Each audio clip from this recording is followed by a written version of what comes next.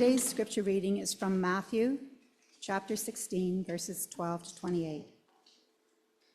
From that time on, Jesus began to show his disciples that he must go to Jerusalem and undergo great suffering at the hands of the elders and chief priests and scribes and be killed, and on the third day be raised. And Peter took him aside and began to rebuke him, saying, "God forbid it, Lord. This must never happen to you." But he turned and said to Peter, "Get behind me, Satan. You are a hindrance to me, for you are setting your mind not on divine things, but on human things." Then Jesus told his disciples, "If any of you wish to come after me, let them deny themselves and take up their cross and follow me. For those who want to save their life will lose it, and those who lose their life for my sake will find it. For what will it profit them if they gain the whole world but forfeit their life? Or what will they give in return for their life? For the Son of Man is come with his angels in the glory of his Father, and then he will repay everyone for what has been done. Truly, I tell you, there are some standing here who will not taste death before they see the Son of Man coming in his kingdom." May the thoughts in my mind, the feelings in my soul, and the visions I see behind my eyes come to the surface as God's voice spoken through my lips. May they float through this sacred place, sitting atop your shoulders, landing under your feet, and may they be heard and felt deep within your soul. In 2011, I was asked to lead a worship service for St. John's United Church in Georgetown. It was the first of many sermons. I gathered with the St. John's United Church Worship Committee, and a few of us met one Sunday after church in early July that year to discuss the sermon and scriptures and music for an upcoming service that I was to lead.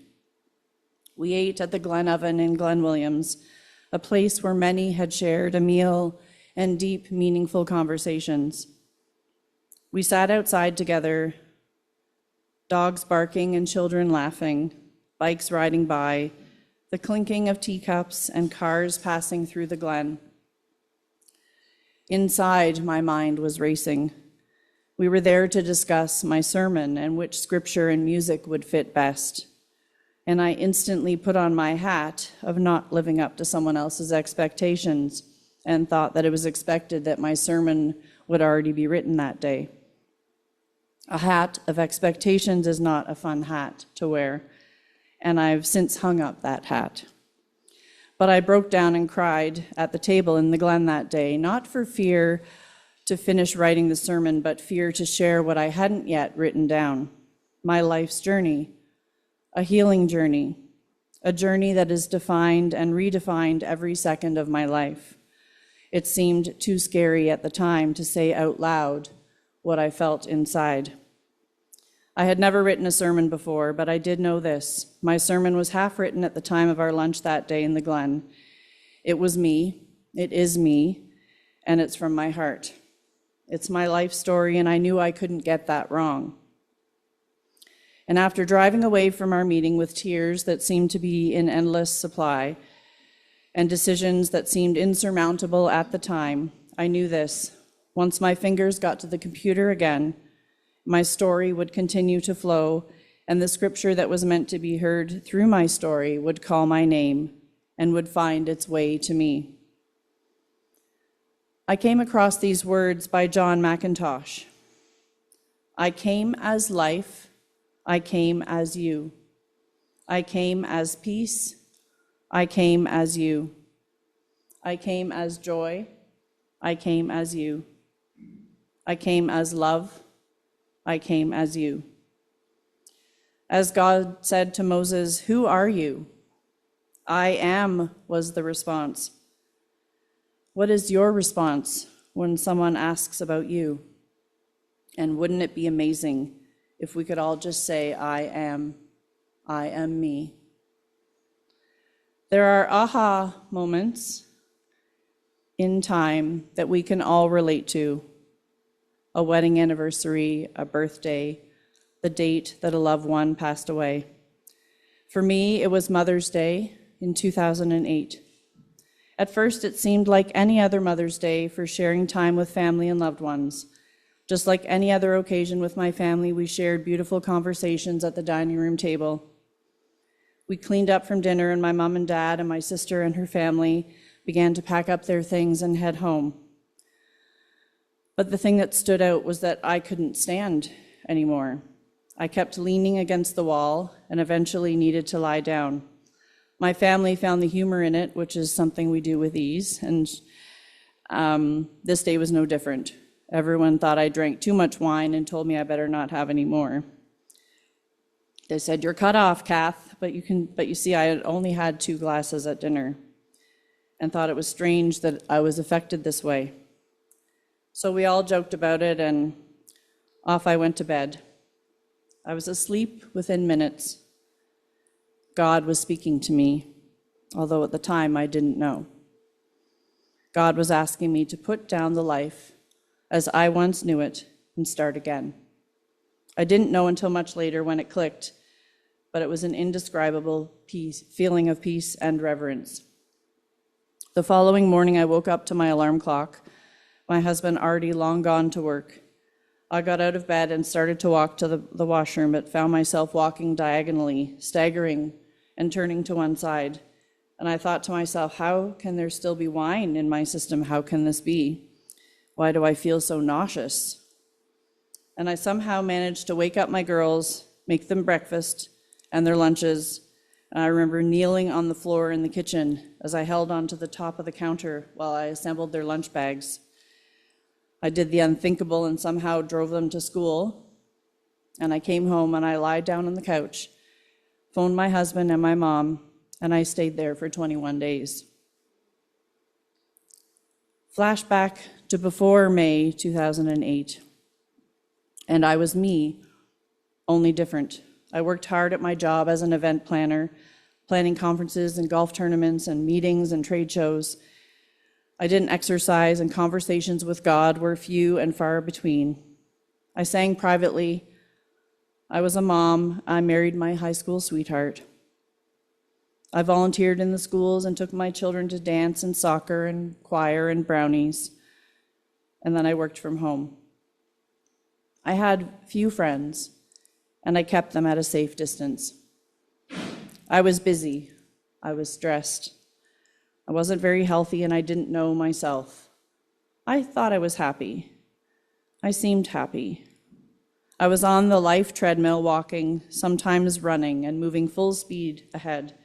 And I say I seemed happy because only now do I see the difference between seeming happy and really being happy. I realize now that happiness isn't just a smile on the surface, but a smile that comes from knowing God is in your soul. And when you smile, can you feel the difference? So you see, my world started to spin to match what was going on inside of me, and it forced me to stop moving. I couldn't move, actually, not without holding onto walls, not without throwing up.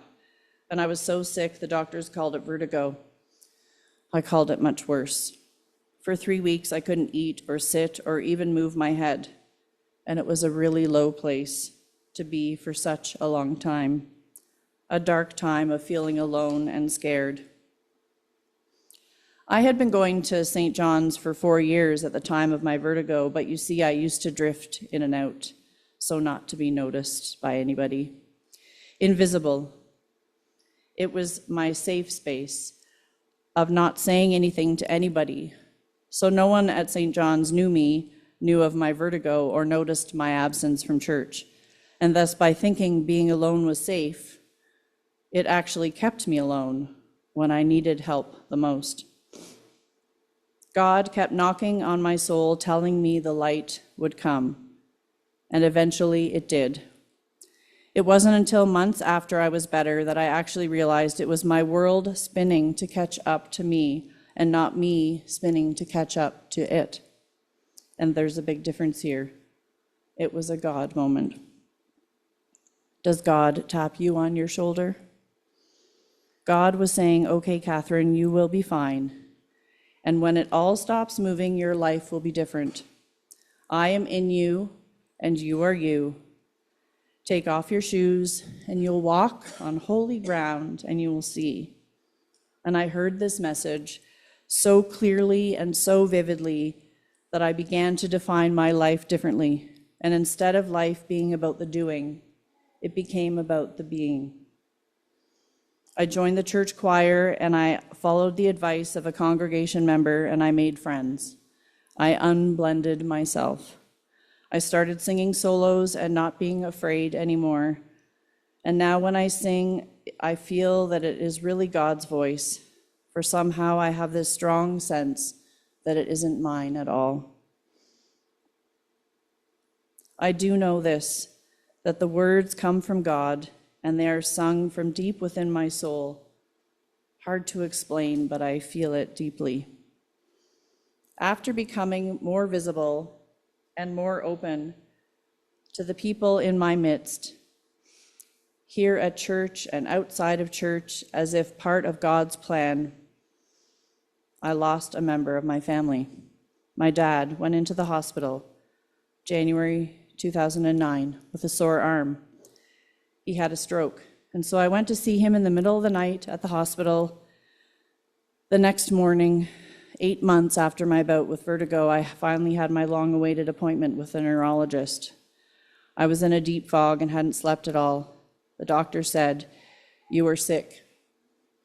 The tests show that you have multiple sclerosis. There are 10 lesions on your brain, and I'm referring you to the chief of neurology at St. Mike's, a world-renowned clinic for people with this illness.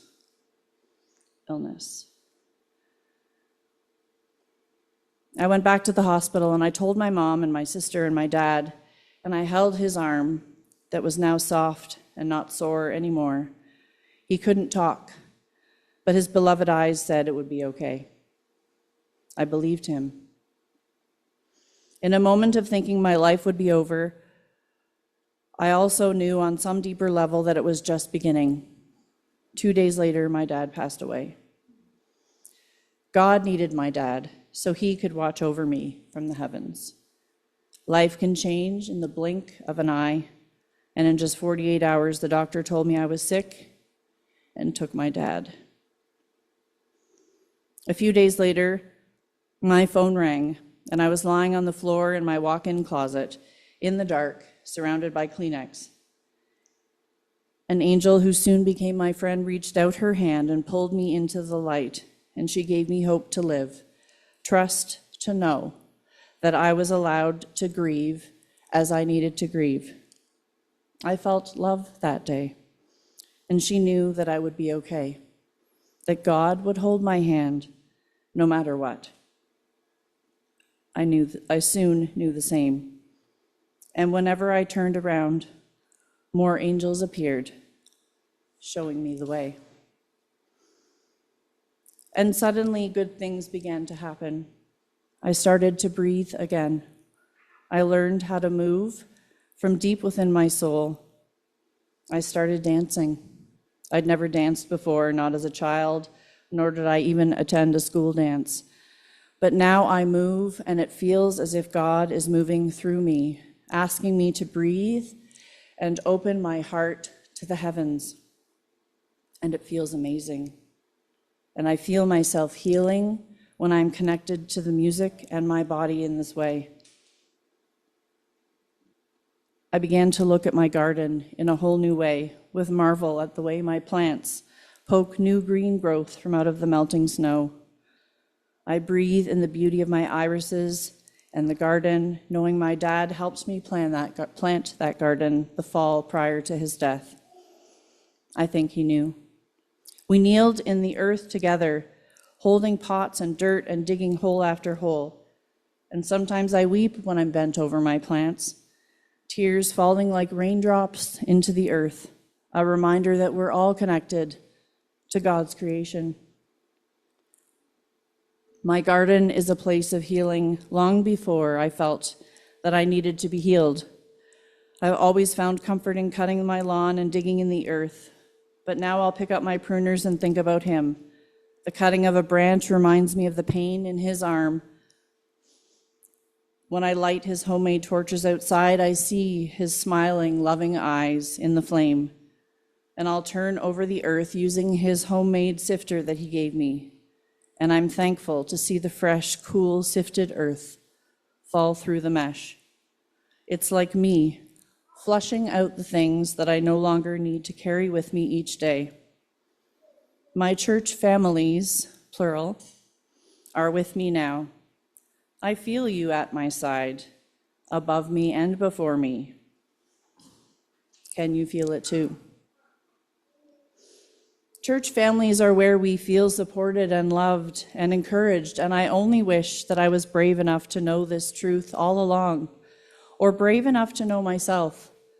At the time of my vertigo, I didn't know it was okay to ask for help, and I didn't know it would be safe for me to be weak. Now I know that I can ask, and there are angels all around me, waiting at the top of the hill, holding God in our hands as we climb through fear and despair. Today, 14 years later, I am out of the darkness, and I'm not alone. My dear friend told me that joy returns. It always does. And she was right. I am in complete control of how I feel each day. I work very hard at healing my mind and my body and my spirit. I smile more, I stand taller, and I appreciate everything that I have, including MS and all the other puzzle pieces, perhaps to be shared in another sermon on another day. These pieces, they make me stronger. It makes me proud. It is part of me, and not a day goes by that I don't think about it. Yes, I have MS, but it doesn't have me. I'm not sick, I'm healing. I can feel it when I close my eyes and when I take a big breath. I see the disease leaving me on the exhale, and I can feel spirit on my skin, getting goosebumps telling me that God is right with me, blessing me with unconditional love. There are so many ways to be in this world, and today I choose to heal every moment. I choose to heal to survive. I choose to heal to be a better mama to my girls. I choose to heal to be the wife my loving husband deserves to have.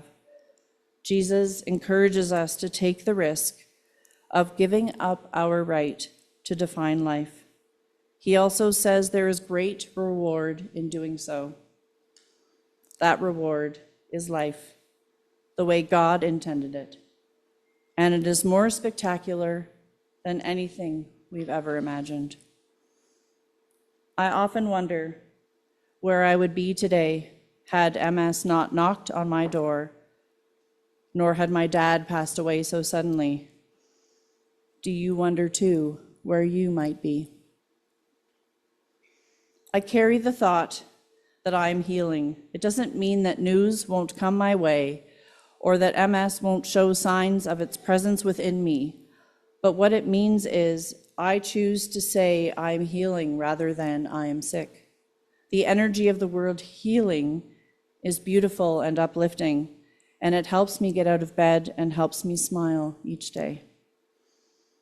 The energy of the word sick is low and tiring and discouraging, and it brings me down.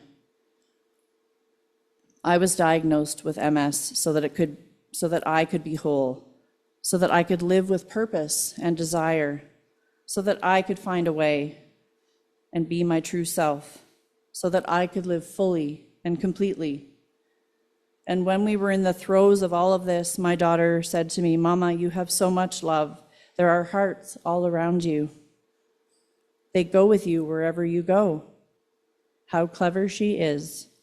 If she can see my hearts, then she can also see my sadness. So I heal for her, so she sees the hearts first. Today I'm living with MS, sometimes dizzy, sometimes my toes are numb. Sometimes I'm extremely fatigued, and sometimes it seems that I'm forever between doctor's appointments, trying to solve what life has offered me. And sometimes I just don't know how I feel at all. So if you ask me how I am, I'm learning to say how I really feel, and to know that it is safe to do so. Do you know how to say how you really feel? Or do you say what you think people want to hear? Sometimes I'm surrounded by Kleenex, but most of the time I feel fine. All of the time, I say to myself, I am not sick, I'm healing.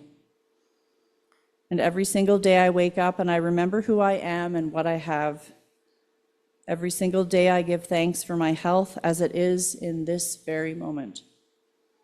Every single night when I fall asleep, I give thanks to friends and family who have stood by me, stood with me, and stood around me. I often wonder if my dad completely knew of my diagnosis before he passed away. I'm pretty sure he did know, as I've heard him whisper in my ear, and he says, "Cax, come in, sit down and have some tea." And so I do. I drink tea, and I remember him with every sip.